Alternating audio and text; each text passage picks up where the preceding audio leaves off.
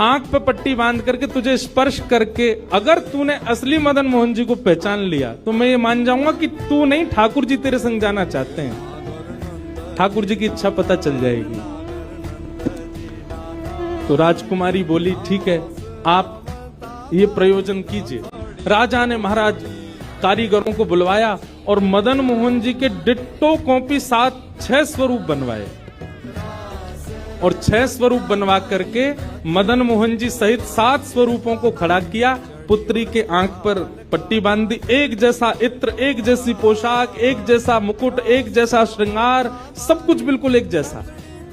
और कहा पुत्री अब तू इनमें से जो 7 में से पहचान लेगी, अगर असली तेने पहचान लिए तो मैं तेरे संग भेज दूंगा। उसने हाँ तो बोल दिया, लेकिन वो कांपने लगी, घबराने लगी। जैसे उसने नेत्रबंद किए तो कथा ऐसी है कि वो रात्रि में जब सोई, अगले दिन परीक्षण होना था, तो रात्रि में जब सोई तो बहुत रोई और ठाकुर जी से कहने लगी, नाथ मैं आपसे बहुत प्रेम करती हूं, मैं आपके बगैर नहीं रह सकती, पर मेरे पिताजी की बहुत जिद है। अब कहीं मैं आपको नहीं पहचान पाई, मेरे तो प्राण ही निकल जाएंगे, विदा होना तो बहुत दूर की बात है।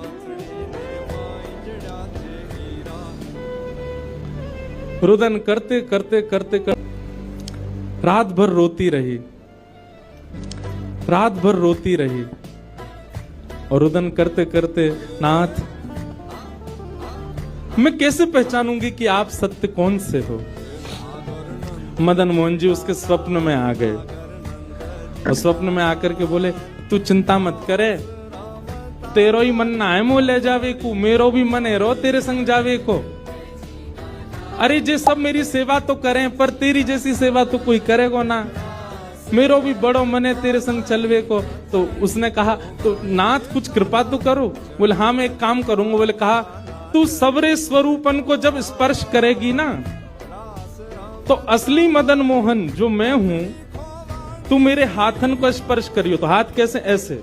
ठाकुर जी त्रिभंग लली ठाकुर जी, तो ठाकुर जी बोले तू मेरे हाथन को स्पर्श करियो, तो जितने मेरे अन्य स्वरूप हैं 6 वो तो ऐसे ही रहेंगे, लेकिन जैसे ही तू वास्तविक मेरे सामने आवेगी, सो मैं अपनी इकन्नी उंगली उठा दूंगा, अपनी कोने वाली उंगली उठा दूंगा।